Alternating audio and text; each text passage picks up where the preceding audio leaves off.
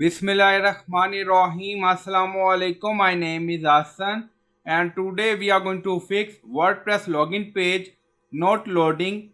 Before starting work, it's my request, please subscribe my channel. Thank you. Now back to our work. So this is our WP admin page.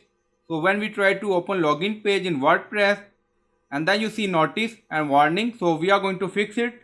So refresh the page. So after refreshing the page again you see error, so we are going to fix it. Now go to file manager. So there are multiple ways to fix this issue. If you want, you can replace your WP admin folder fully. So you can download WordPress and then you can replace WP admin folder fully.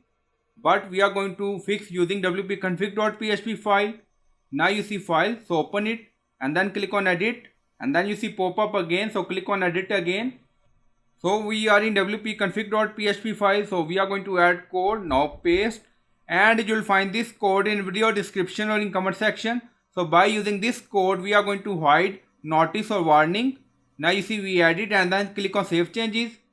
Now saving wp-config.php file, go to login page and refresh the page and then you see issue is fixed.